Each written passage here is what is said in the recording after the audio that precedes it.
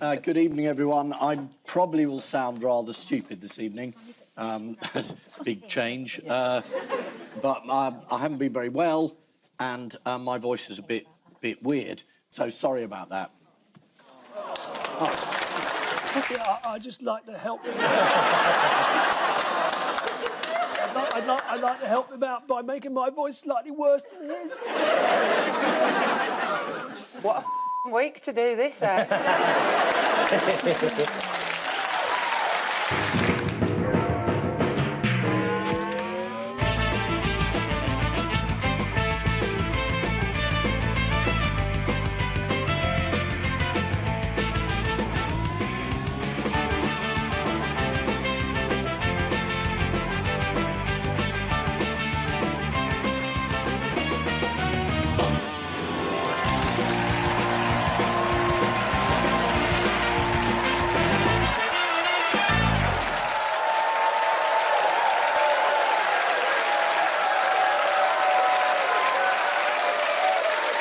Good evening and welcome to Have I Got News For You? I'm Jess Phillips.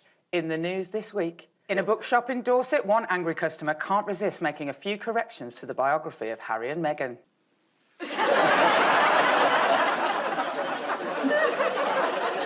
Outside a London's hospital maternity ward, there are suspicions that Boris Johnson is using familiar tactics to avoid journalists' questions. And as new working from home directives are introduced, one man tries to deny using a sunbed in between Zoom meetings.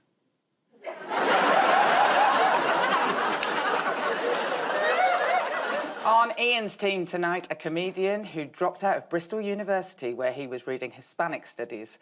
Oh well, que sera, sera. Please welcome Jon Richardson.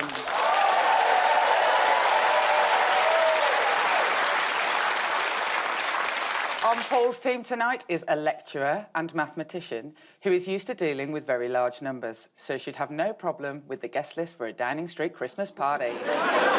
Please welcome Hannah Fry.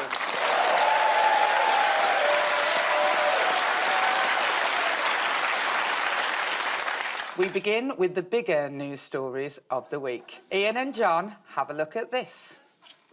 Father COVID, that's the Prime Minister's spokesman. Breaking down. Small break, don't be so hard on yourself. I did that joke last week, that's balance. Oh, God, here's the big one. That's a little party badge. So, which bit of the story do you want? I'll take it all, Ian. OK, he hasn't resigned.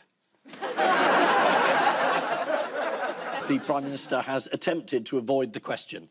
The entire week was there a party, and were you having a party and disobeying the rules, while the rest of us were stupidly obeying the rules and not going into care homes and generally trying to do the right thing while you were having a laugh?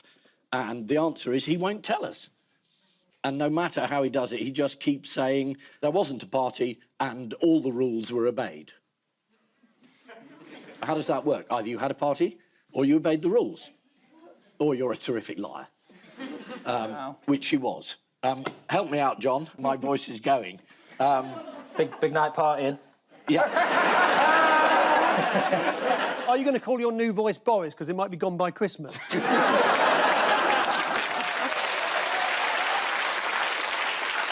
Well, you know, the right person has resigned, which was someone who wasn't at the party and doesn't seem to have had a lot to do with it. Doesn't work at 10 Downing Street anymore. No, well, we worry for her. You know, she's married to the political editor of The Spectator and her best man at the wedding was Rishi Sunak, so...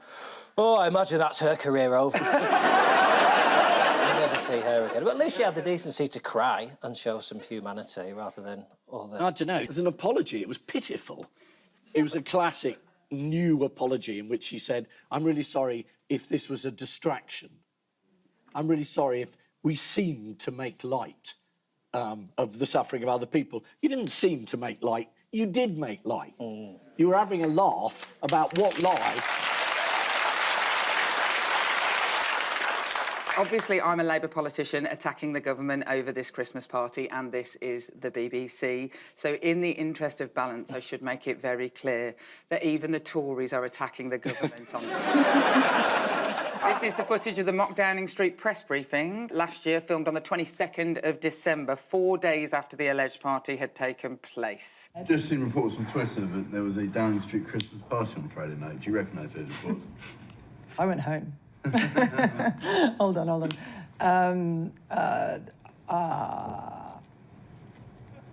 Would the Prime Minister condone having a Christmas party? What's the answer? I don't know. It wasn't a party, it was cheese and wine. Clear, it's not. Is cheese and wine all right? No. It was a business meeting. I'm joking. This is recorded. This fictional party was a business meeting. And it was not socially distanced. Yeah. Yeah, it's not great, is it? Special Advisor Ed Oldfield was also featured in that video, and he's still in the job.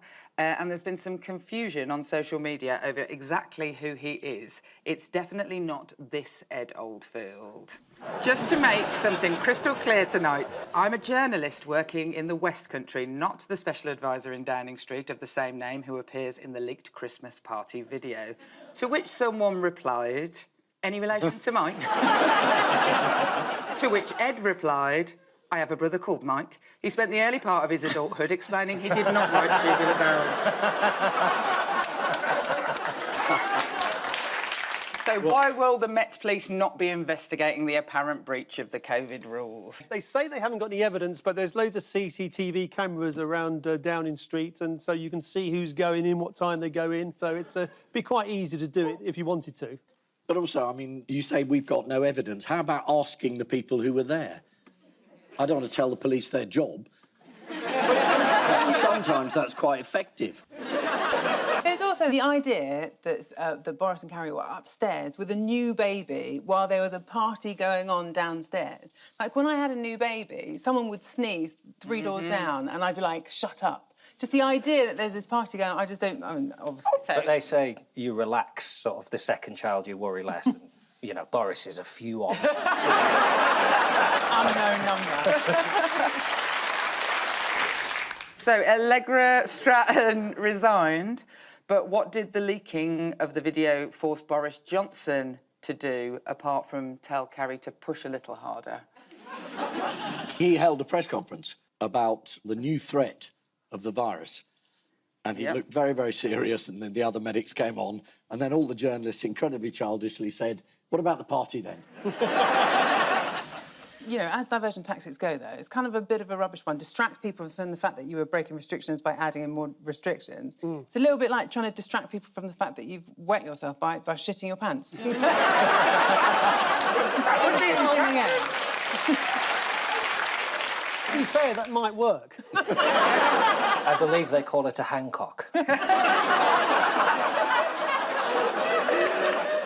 So how were Ant and Dec involved this week? Yes, they suddenly became very agitated and angry, which was quite something. In the middle of their I'm a celebrity, what have I done wrong to be here? They suddenly turned to the camera and, which, of course, nobody knows which is which, but one of them, the one on the right, as you look, did this thing with his eyes like that, sort of, we're looking at you, Prime Minister, for now. It was suddenly, it was a real sort of, you know, difference from them. It was good. Can't wait to see their next advert for mortgages. Scathing satirists that they are. Hey, put your money in this bank. We've totally checked it out and it's absolutely legit. Now eat that bollock.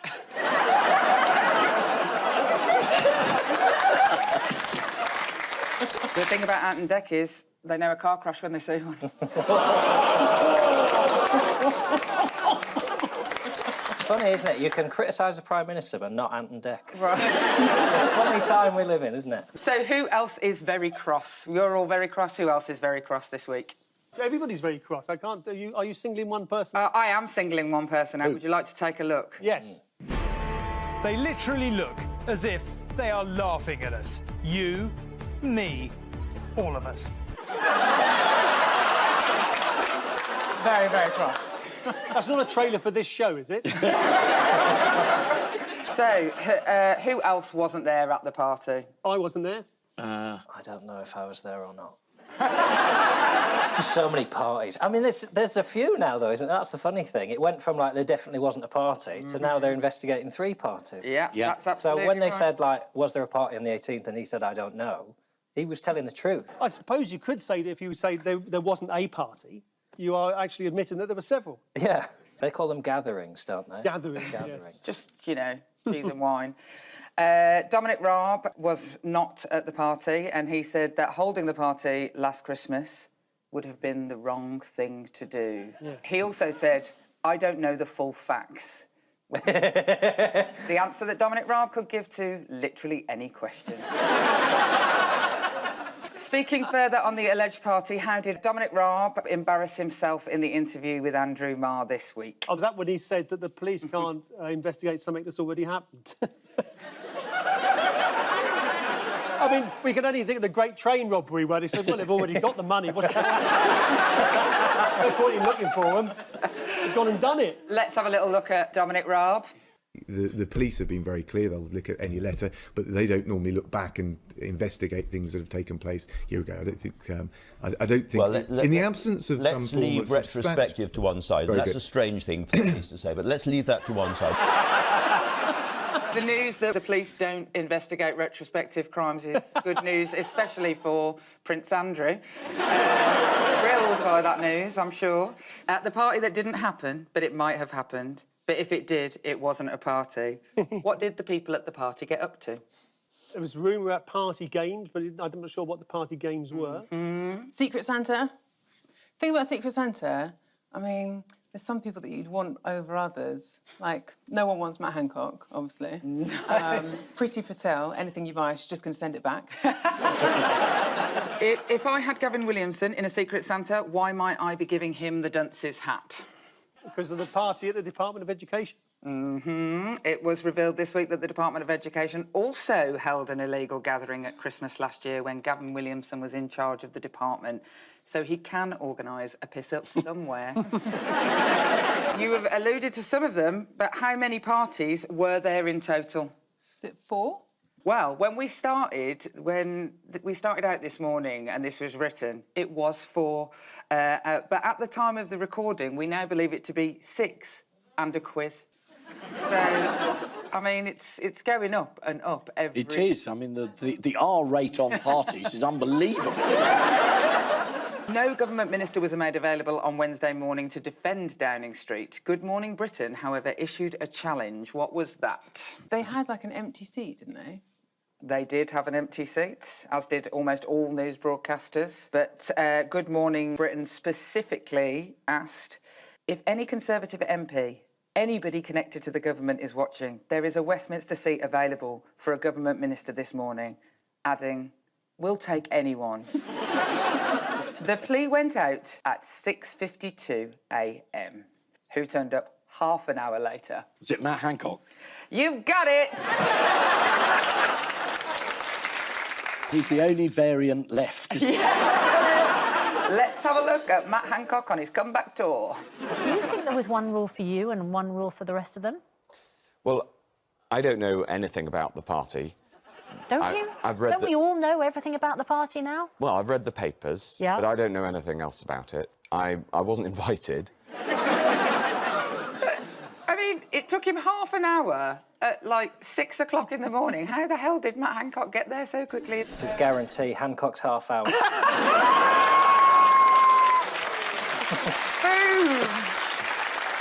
It's the look of a man who thinks the next interview is going to be the one where everyone likes me again. And he was proud when they said, you're the only one who turned up. He goes, I'm the hardest one. I'm a cool guy.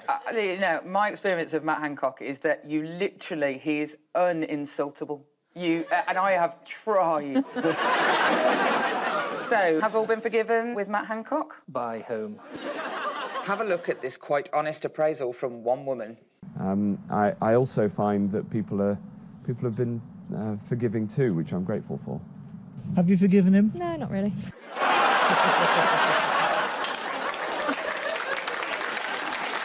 What were the government accused of using as a diversionary tactic to get away from this story? Plan B. Plan B it is. I love the fact they've called it Plan B. It sort of implies everything up until now has been Plan A. I thought you were talking about Plan Baby. Oh, well, which could is have his been that brilliant now. plan to Yep. distract all of us. How has he been having sex this year? I don't want to sort of lay my own marital cards on the table, but I am, you know, and I don't do his job. He doesn't. Don't worry about it. Are you implying that the baby was the work of a mysterious Tory donor? His sperm is more transmissible than Omicron. It just must be everywhere. I mean, it's like, it's contact. Don't say it's ready. everywhere. I work with the man. Just, all you have to do is share a butter knife with him and you're pregnant. You know, when my babies were born, I went and bought a copy of all of the papers so that we could look back at the front pages in years' time and see what was happening that day. Do you reckon Carrie's done the same thing? So what else would the government not want us to focus on this week? Refurbishment of his flat? Yep. I'm amazed you're allowed on. I mean, what a week to have me on. Totally by chance. To be fair, you could have been hosting any programme in this series and it would have been like this. That is true. So an investigation by the Electoral Commission found that the Conservatives had failed to register a donation of £52,000 for the refurbishment of Boris and Carrie's flat, and as a result, they were fined £17,800. Now, my maths isn't that good. Hannah, is 17,800 more than 52,000? Or have they still ended up with a load of dosh? You know, my professional opinion of this, I've assessed it, and I think it comes to a total disgrace. Yep, doesn't seem like the maths works out to me No, either, not and me. I'm no mathematician. But we had an inquiry into this, didn't we, already? I mean, Boris denied it. He was satisfied that the gold wallpaper was not given by a donor, and then it was. And then we had an inquiry. And he knew it was untrue at the time because he knew he'd sent a WhatsApp message asking for the money. Yeah. So it's not even like he can say, I've been informed. He WhatsApped someone and said, gives a bit of cash to redecorate the old flat here. I mean, and I find that seedy anyway. Like, I understand paying for someone's campaign or, like, paying for flyers. Yeah, but ringing them and asking them to pay for your tiles is It's weird. really seedy. It's a bit like Cape Fear, isn't it? Like, I've redecorated your toilet. Ugh. Why? So, here's one for you, Hannah. If Omicron cases are doubling every 2.5 days, and there were 568 in total on Wednesday, how many will there be in 2 weeks? I think fucking loads. We touched on this last week in Australia, but how did an Italian man this week try to get away with not having his COVID vaccine? Oh, yes. He didn't agree with it, or he objected to needles, one or the other, and he went in with a false rubber arm.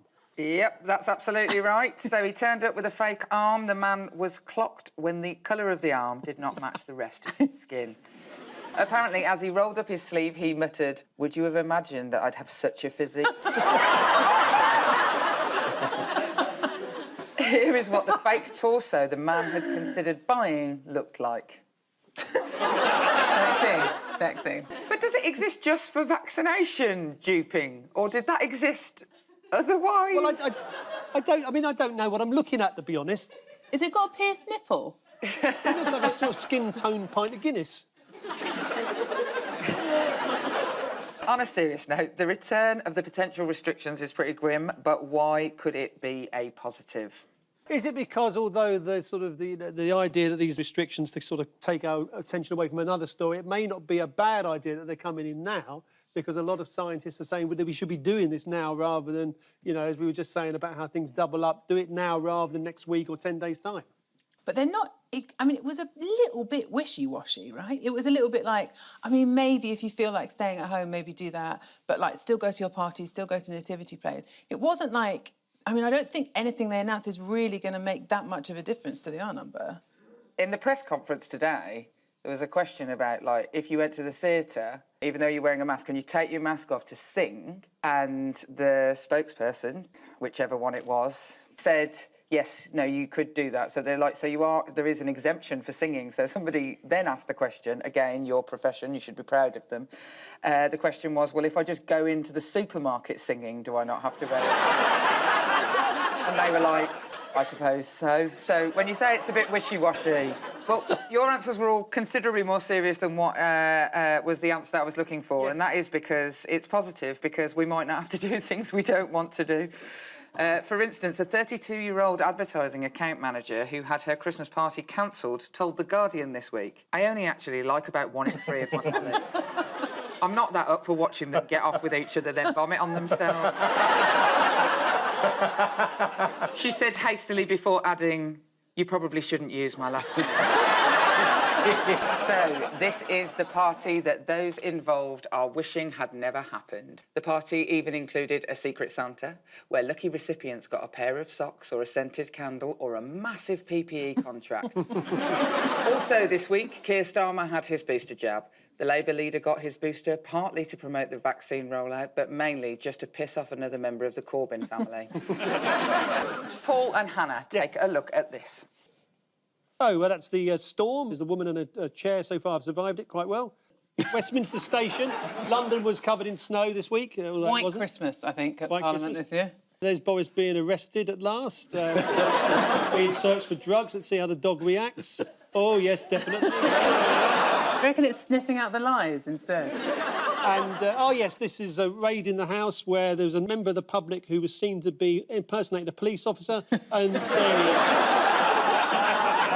Yep, this is the story of the 2 storms that have battered most of the country, leaving some people without power for 11 days. Some of us have been without power for 11 years. Would you like to see one of the heads of Northern Power Grid explaining why the electricity supply was so fragile in the North East? Yes. Yes. Please. As a region, we're probably one of the worst affected from all this. Good news is we're down to the vast majority of those have been... Oh, excuse me. I don't believe it. And the dark reveals him to be an alien. Green alien. It's fantastic. Do you think that this would have been allowed to happen if this had been in London? Do you think down here they'd allow everyone to be without power?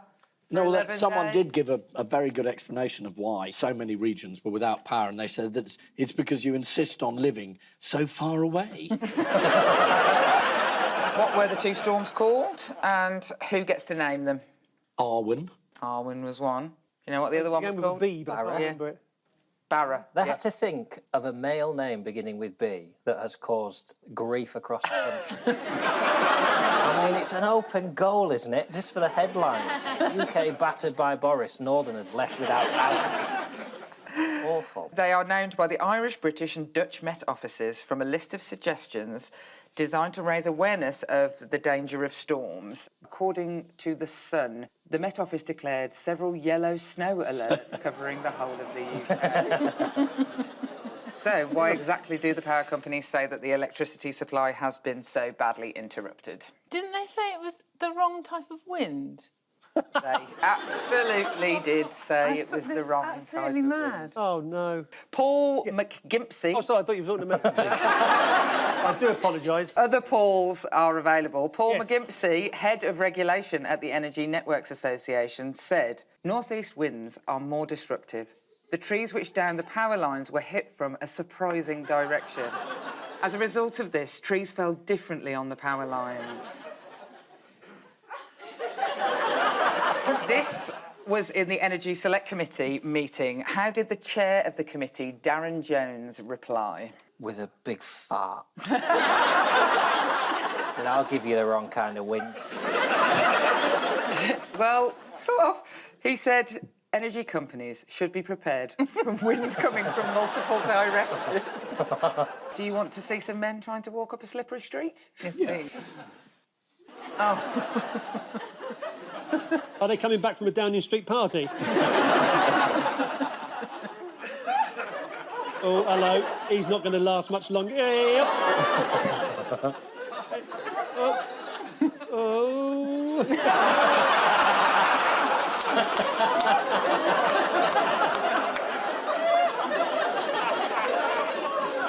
think walking was a generous description.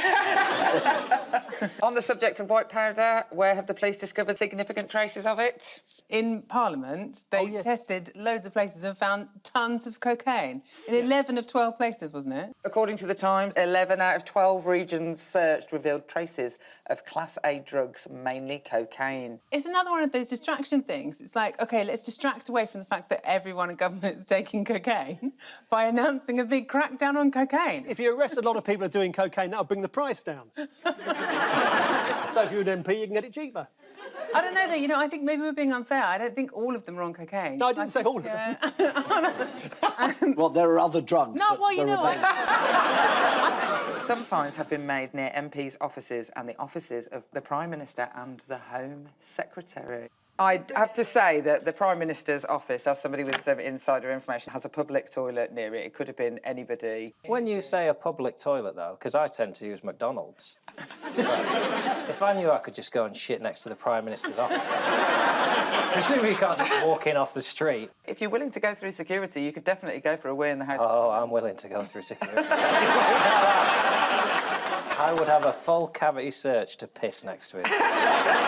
Have you heard about any of the drug-related incidents that a Westminster insider has been telling The Independent? Yeah, apparently there's some man shouting, order, order, and everyone says, yeah, I'll have loads.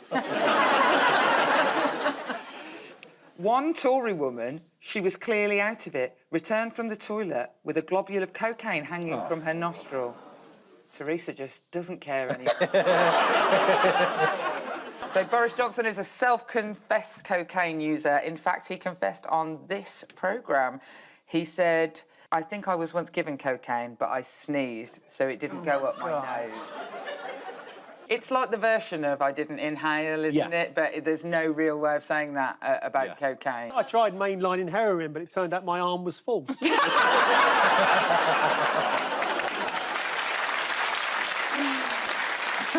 Anyway, he went on a raid with the drug squad in Liverpool as part of the launch for the government's anti-drugs campaign. Do you want to see him kitted up and ready for action? Here he goes. It's like the worst stripper of all time. What are they shouting? OK, Gove, we know you're in there. On a cheerier note, does everybody want to see a picture of Rishi Sunak's Christmas card? Yeah. Yeah. I'm hoping to get one in the post. Is that it? That is it. It rather gives the unfortunate impression that someone's hung themselves from a Christmas tree.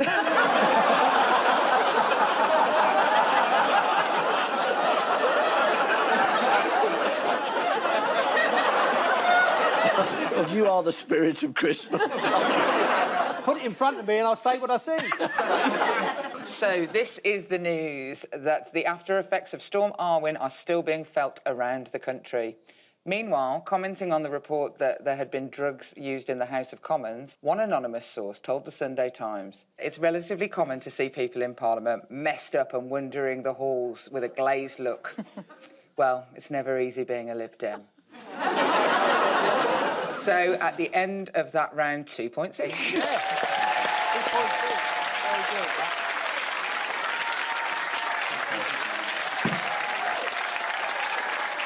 And so to round 2, the one-armed bandit of news. Fingers on buzzers, teams.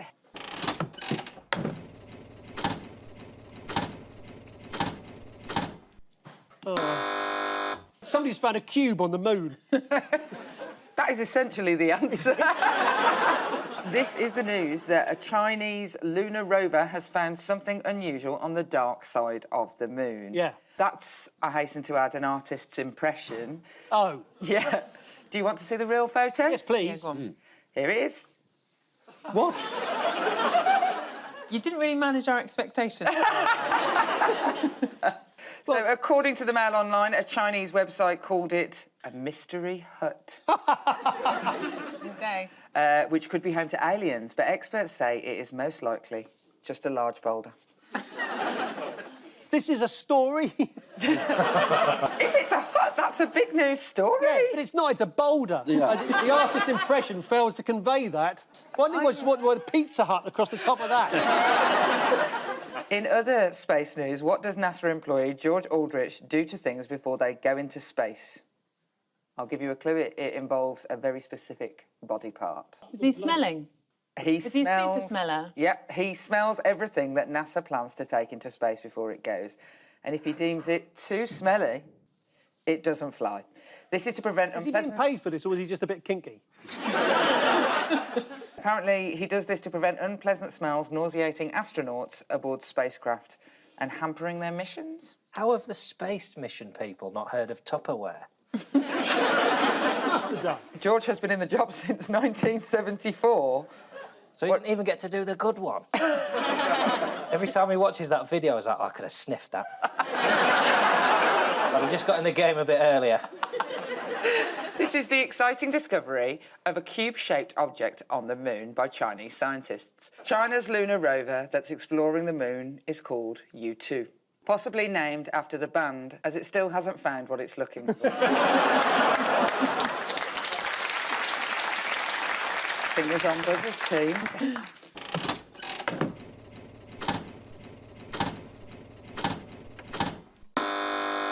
Chinese scientists discovered these two on the moon.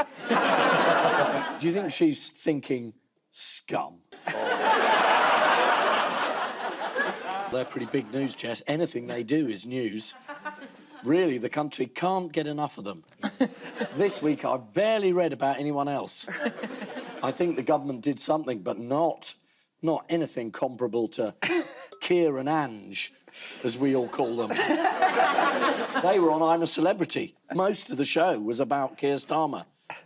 You had to eat him. So, yes, this is the news that because of BBC Balance, I now have to spend the next few minutes taking the piss out of the Labour Party. Ian has already helped me out quite a lot. Feel free to knock yourselves out. I don't think that's what balance is. What, taking the piss out of the Labour Party? No, that's just pleasure, but... Did you see Keir Starmer's tweet after Prime Minister's questions, where he wrote, Boris Johnson is socially distanced from the truth? I just love the idea of him being, like, pressing send and being like, zinger, in the office the next day. Did you see what I tweeted? Oh, my God. So, how is Keir Starmer said to have upset Angela Rayner this week? Didn't someone get suspended, like, for a data breach or something? I suspect that Hannah is the only person actually watching the news. I know, but the thing is, it's so boring. Like, I even work in data science and I don't find it interesting. The idea of a data breach. Yeah. Yeah, no. Apparently, Keir Starmer has suspended Head of Communications Jack McKenna on suspicion of a personal data breach. Oh, yes, they cancelled Dart Night in my pub just to talk about this. Who has Keir publicly badmouthed this week? Peppa Pig. Really finger on the pulse. Not 3 weeks after Boris Johnson mentioned Peppa Pig World, Starmer's on it.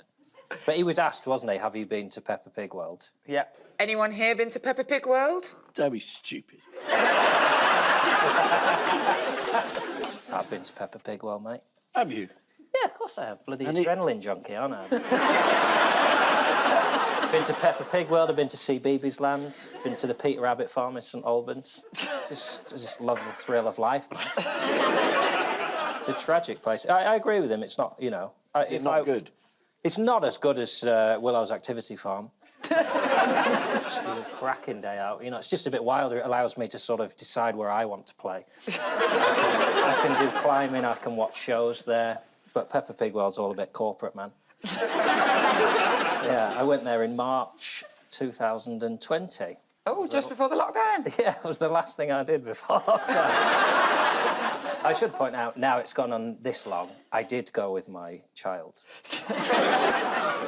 This is another disastrous week for Labour. According to The Times, Keir Starmer wrote to each member of the Shadow Cabinet telling them they must show a higher level of performance and delivery. If I'm being honest, I've had nicer Christmas cards.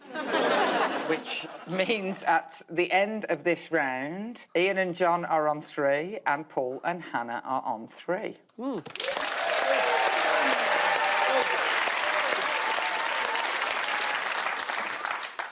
Time now for the odd one out round. Just one between you this week. Emperor Nero, Rod Stewart, Alexander the Great and Henry Ford. Well, Nero, that's an early Netflix version of Tiger King. Is Rod Stewart the odd one out because all of the other 3 knew that they were sexy, but Rod Stewart needed validation? I'll give you a clue. It's Starship's one and only hit. The only line I can think of from the song is the title, but we built this city. We built this city on rock and roll. OK, so Henry Ford and Emperor Nero and Alexander the Great never had a hit record.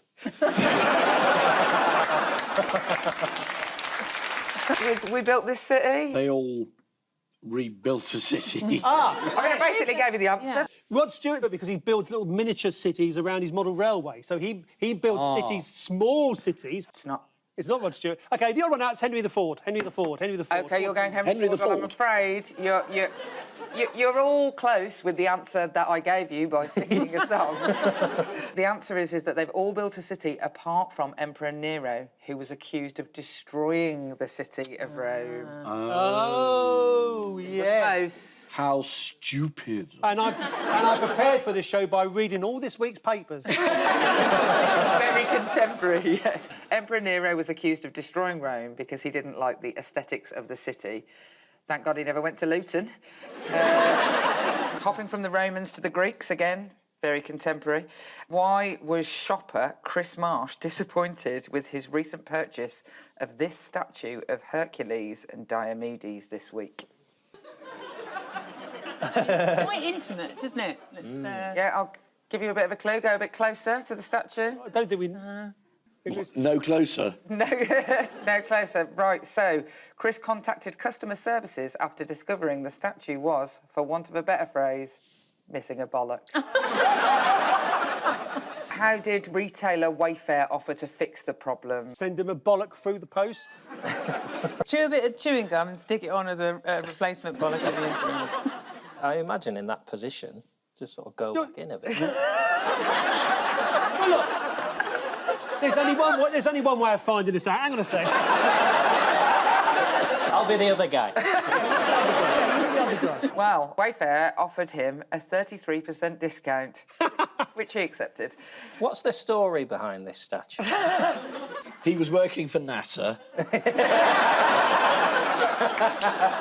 Alexander the Great established the city of Alexandria in Egypt in 331 BC, and motor manufacturer giant Henry Ford built the city of Fordlandia in northern Brazil to house the workers in his factory, just like the Bourneville village in Birmingham. What did Sir Rod Stewart spend 23 years building? Oh, it's his model railway. Have you got a picture of it? We asked Sir Rod if we could use a picture of it. Yeah. And he said no. Oh. So instead, we've got an artist's impression of it. It's maybe better than the moon one. So they've all built a city apart from Emperor Nero, who was accused of destroying the city of Rome. Rod Stewart says he owes his passion for model railways to the fact that his dad bought him a model signal box, adding, "And I was born across the railway tracks in Highgate." A stressful moment for his mother, especially when the cord was cut by the 1841 to Paddington.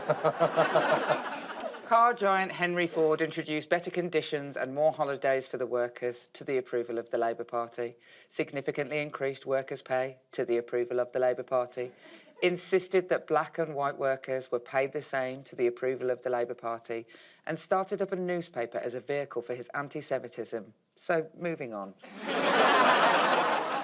So, time now for the Missing Words Round, which this week features as its guest publication the English Playing Card Society newsletter. The Queen reads hers on the loo and always finishes with a royal flush. And we start with, as time goes on, it's becoming more and more difficult for the editor of the English Playing Card Society newsletter to what? To find a story that comes up trumps.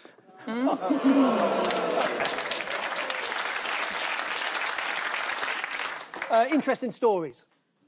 Oh, really? Time goes, it's been more difficult in English to find interesting stories. The Phillies issues. Or to keep its headlines short. Yes, you are absolutely bang on the money. So it is, as time goes on, it is becoming more and more difficult for the editor of the English Playing Card Society newsletter to find interesting things to fill out this publication.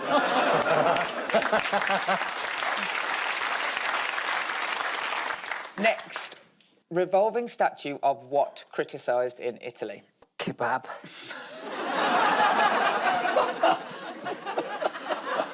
The answer is revolving statue of Father Christmas in a tutu, criticised in Italy.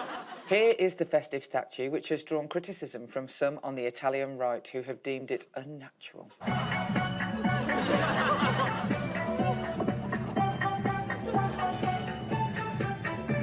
The Italian right are angry that the left have appropriated Father Christmas. Oh, come on, guys. Someone dressed in red who gives away loads of stuff for free. Of course, he's a lefty. Next, Nigel Farage's what has been what? Nigel Farage's ego has been spotted from the moon. And people think it's a hut. No, it is Nigel Farage's anti-cancel culture summit has been... Next, the bomb squad called to A&E after what? It's difficult to believe this is going to end funny. Yeah. No, I know this one. There was a World War II grenade or warhead up somebody's bum. You've absolutely nailed it. There's no more delicate way to say that. I'm sorry, don't look at me like that. Bomb squad called to A&E after patient lodges World War II shell up his rectum. I'm sorry, I'm not very good at puns, but surely should be bum squad. A source told The Sun that the patient was in a considerable amount of pain. I think he collected military memorabilia. God, how much stuff did he have up there? Next, Neil had hoped for contributions on playing cards from members, but as usual... Nobody replied. That's the theme of this magazine. As usual, he got Jack. Good. Good. That was good. That's his one. Yeah, the editor complains there's nothing in it. No one contributes. I mean, just pack it in. Yeah. Pack it in, see? Pack it in. Neil had hoped for contributions on playing cards from members, but as usual, he was disappointed. Yeah. And finally, what is louder than a trombone in Australia? 2 trombones. A trombone right next to you. Yes. Music from the Downing Street party? It's world record burp, louder than a trombone in Australia. According to Lad Bible, the record-breaking Australian burp... Honestly, the quality. Lad Bible. Is this a version of the Bible written for lads? Yeah. So Jesus said, come on then, if you think you're hard enough. According to Lad Bible, Yeah, the we're still gonna record-breaking laugh. Australian burper spent 5 years preparing for the event. After his massive burp, police were going to arrest him for noise pollution, but let him off with a pardon. So, the final scores are Ian and John have 4, and Paul and Hannah have 7. No!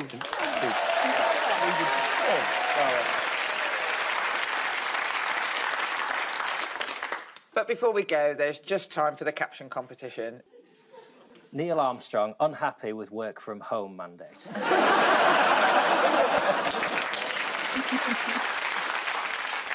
On which note, we say thank you to our panellists, Ian Hislop and Jon Richardson, Paul Merton and Hannah Fry. And I leave you with the news that on a train just outside Milton Keynes, a woman frantically texts her friends to save her from the most boring Tinder date of her life. After Brian Blessed comes down with a cold, one man regrets standing next to him outside the pharmacy. And after trying to hide her identity with a shadow, Crime Watch producers can't understand how viewers worked out the witness was the Queen. Good night.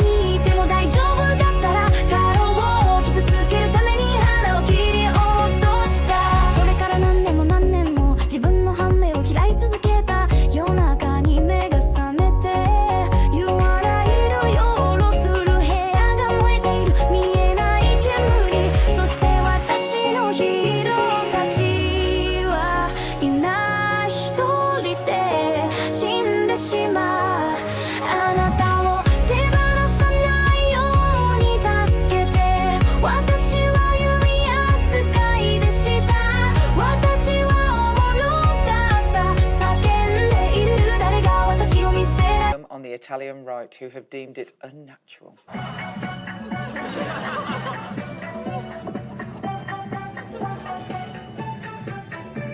The Italian right are angry that the left have appropriated Father Christmas. Oh, come on, guys. Someone dressed in red who gives away loads of stuff for free. Of course, he's a lefty. Next, Nigel Farage's what has been what? Nigel Farage's ego has been spotted from the moon.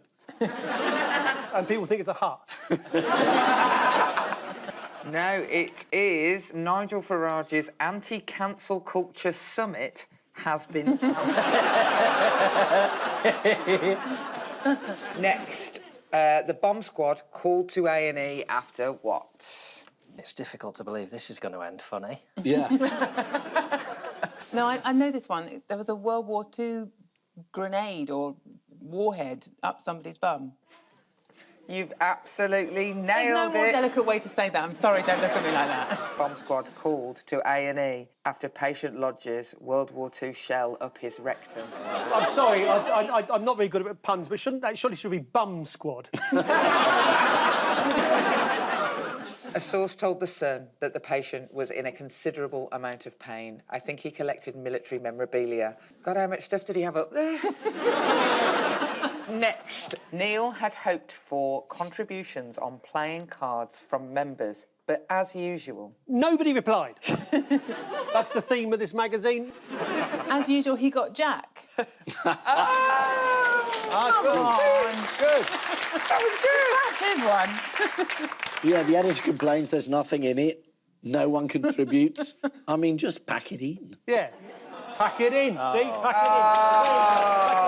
it in. Neil had hoped for contributions on playing cards from members, but as usual, he was disappointed. Yeah. And finally, what is louder than a trombone in Australia? 2 trombones. A trombone right next to you. Yes. Music from the Downing Street party? It's world record burp, louder than a trombone in Australia. According to Lad Bible, the record-breaking Australian burp... Honestly, the quality... Lad Bible? Is this a version of the Bible written for lads? Yeah. So Jesus said, come on then, if you think you're hard enough. According to Lad Bible, Yeah, the we're still gonna record-breaking laugh. Australian burper spent 5 years preparing for the event. After his massive burp, police were going to arrest him for noise pollution, but let him off with a pardon. So, the final scores are Ian and John have 4, and Paul and Hannah have 7. No!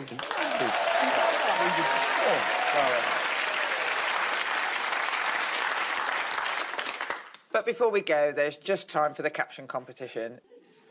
Neil Armstrong unhappy with work from home mandate.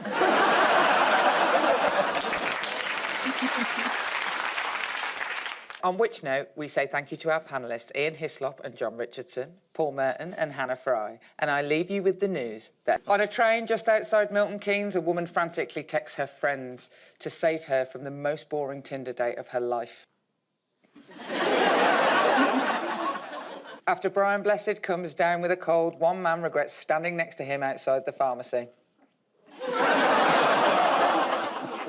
And after trying to hide her identity with a shadow, Crime Watch producers can't understand how viewers worked out the witness was the Queen. Good night.